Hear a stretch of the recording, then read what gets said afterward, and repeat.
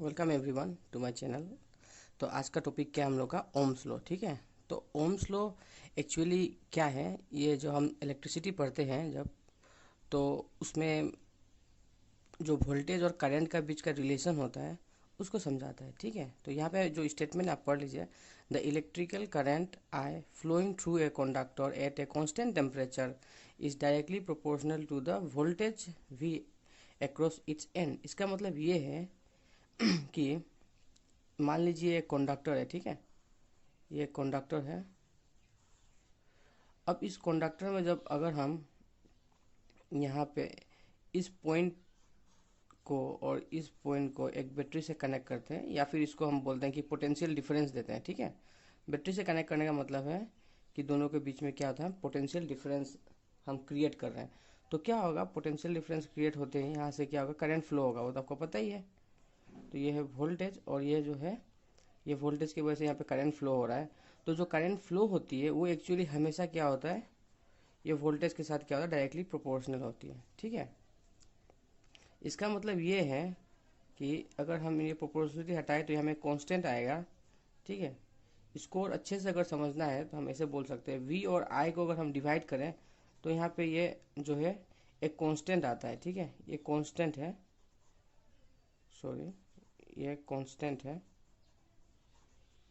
और ये कांस्टेंट का नाम क्या है आपका, रेजिस्टेंस। क्या है, रेजिस्टेंस। तो लास्ट क्लास में मैंने आपको बताया था ये रेजिस्टेंस क्या है। ये जो कंडक्टर है, ये जो कंडक्टर है वो करंट को अपोज करता है। ठीक है, करंट फ्लो को अपोज करता है।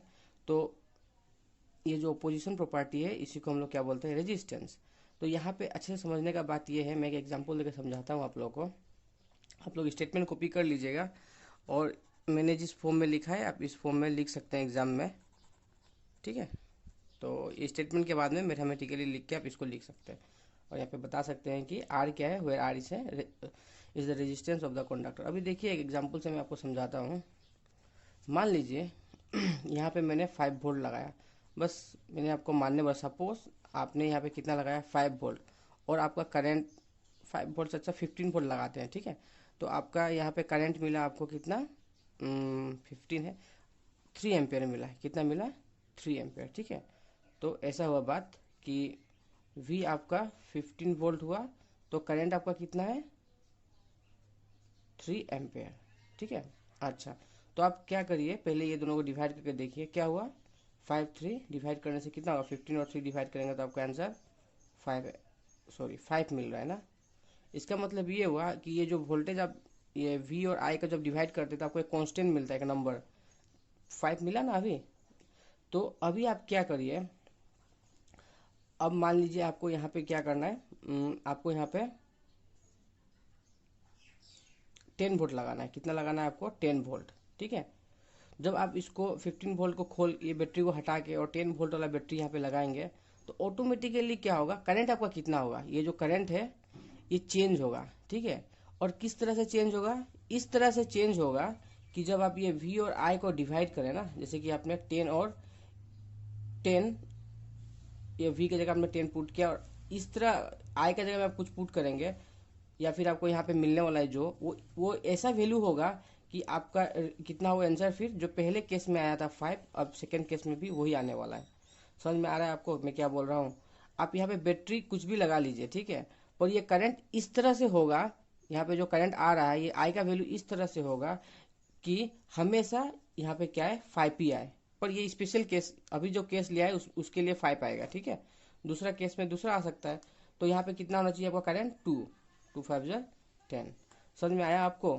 अगर आप चाहेंगे, अगर आप बोलेंगे कि हम यहाँ पे 25 वोल्ट लगाते हैं, ठीक है, अगर आप यहाँ पे 25 वोल्ट लगा रहे हैं तो ऑटोमेटिकली क्या होगा, ये जो आपका वी और आई का जो रेशियो है ये क्या होगा, 25, और करंट कितना होगा, 5 होगा। ठीक है, तो आप क्या देख रहे हैं कि हर बार ये जो आपका, सॉरी आपको नहीं दिख रहा होगा, हर बार मैंने 3 केस लिया, ये तीनों केस में क्या हुआ, हर बार एक कांस्टेंट नंबर आया यहाँ पे 555।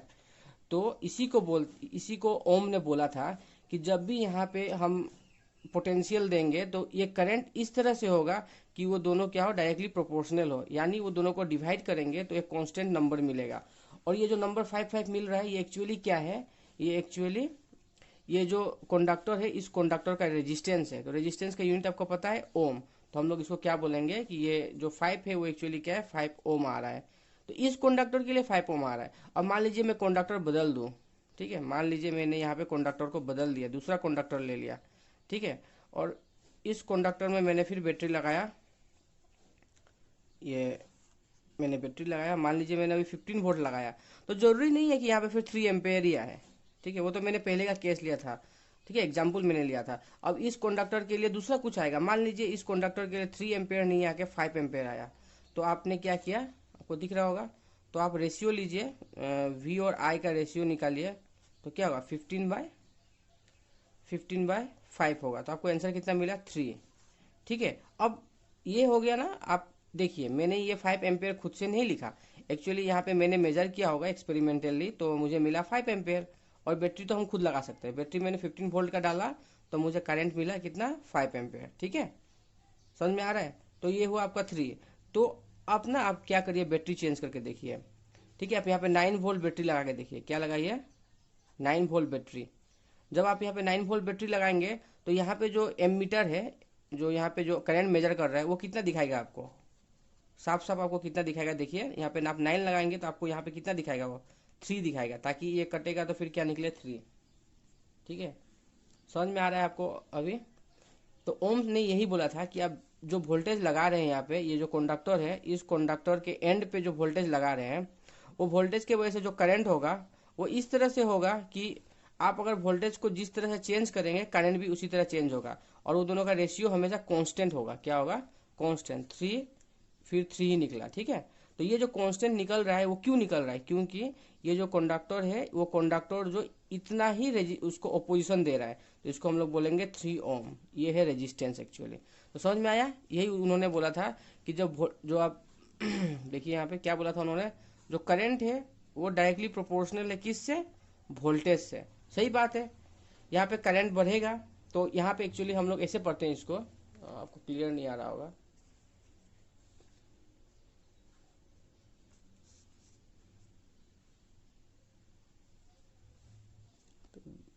तो ब्लर हो गया।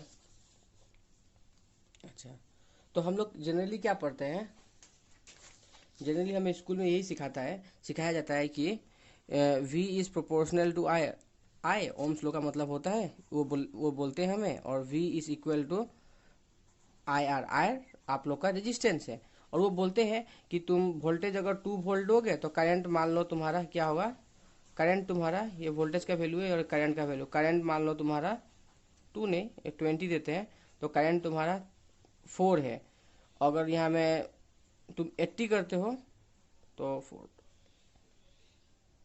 ये 16 होगा, ऐसे समझाते हैं आपको, ठीक है, कि ये बढ़ रहा है, अगर वोल्टेज आप इंक्रीज कर रहे हैं तो करंट भी आपका इंक्रीज होगा, और सेम रेशियो में इंक्रीज होगा, ठीक है। देखिए इसमें से 4 टाइम मल्टीप्लाई करेंगे तो ये मिलेगा, और ये 4 टाइम मल्टीप्लाई करेंगे तो ये मिलेगा। पर एक्चुअल बात ये है कि मैंने जैसे आपको समझाया है कि एक्सपेरिमेंटली आप चीज़ों को समझने की कोशिश करिए, फिजिक्स जो है एक एक्सपेरिमेंटल वाला सामान है, मतलब सब्जेक्ट है, तो सॉरी एक्सपेरिमेंटल सब्जेक्ट है, तो आप जो साइंटिस्ट ने जिस तरह से इसको ढूंढ के निकाला है उस तरह से सोचने की कोशिश कीजिए। यहाँ वोल्टेज लगाया और यहाँ आपने करंट लगाया, वोल्टेज आपके हाथ में है, आप पहले 5 वोल्ट लगाइए, आपका मर्जी। तो यहाँ पे करंट कितना दिखा रहा है, मान लीजिए 1 एम्पेयर दिखाया, ठीक है, तो आपने क्या किया, फर्स्ट केस V और I को लिया, तो क्या हुआ 5/1 मतलब 5 मिला। सेकेंड केस जब आप यहाँ पे 10 लगाएंगे तो ऑटोमेटिक आप मैथमेटिकली बोल सकते हैं, क्योंकि देखिए आपको आंसर पता है, यहाँ पे हमेशा 5 ही निकलेगा, ओम ने बोला है ये 5 ही निकलेगा, तो आप यहाँ पे 10 डालिए तो यहाँ में ऑटोमेटिक क्या आना चाहिए 2 आना चाहिए, ठीक है, आपके जो फॉर्मूला है उस हिसाब से 2 आना चाहिए, और आप जब एक्सपेरिमेंटली देखेंगे तब भी ये 2 एम्पियर ही आएगा, ठीक है। मतलब यही बोला गया है कि आप वोल्टेज जब चेंज करेंगे तो करंट भी चेंज होगा, और इस तरह से चेंज होगा कि वो दोनों का रेशियो, वोल्टेज और करंट का रेशियो क्या हो, हर केस में सेम हो, ठीक है। पर कब, ये कंडक्टर को आप बदल नहीं सकते, ये कंडक्टर के लिए ही ये सिर्फ ये लो एक कंडक्टर के लिए काम करेगा, अगर आप कंडक्टर बदल देंगे तो ये 5 जो वैल्यू है ये 5 नहीं रहेगा, ये कुछ और हो जाएगा, ठीक है। और ये ओम्स लॉ का एक और बात है कि ये जो ओम लॉ है ये कब वैलिड है, कांस्टेंट क्या है, कांस्टेंट टेम्परेचर पे वैलिड है, ठीक है। तो आपको ये 2 बात याद रखनी है कि ओम्स लॉ कब वैलिड है, ये वैलिड, इसको बोल सकते हैं वैलिडिटी ऑफ किसका, ओम्स लॉ। तो ओम्स लॉ कब वैलिड है? जब टेम्परेचर कांस्टेंट हो, ठीक है। मतलब ये जो कंडक्टर है, इस कंडक्टर को आप, इसका कंडक्टर अगर 10 केल्विन में है, 10 केल्विन तो बहुत छोटा हो गया, मान लीजिए 310 केल्विन है, तो 10 केल्विन में ही रख के हम बैटरी को चेंज करेंगे, ठीक है। ऐसा नहीं कि पहले इसका टेम्परेचर को बढ़ा दे, उसके बाद में ये हम क्या करें, वोल्टेज जो ये बैटरी है उसको चेंज करके फिर करंट का रेशियो निकाले तो सेम निकलेगा, ऐसा नहीं होगा। अगर हम टेम्परेचर चेंज कर देंगे तो ये रेशियो सेम नहीं रहेगा, अलग हो जाएगा, ठीक है। तो आई होप आपको समझ में आया होगा थोड़ा अलग से ओम्स लॉ। अगर समझ आया होगा तो चैनल को लाइक सब्सक्राइब कर दीजिएगा। Thank you.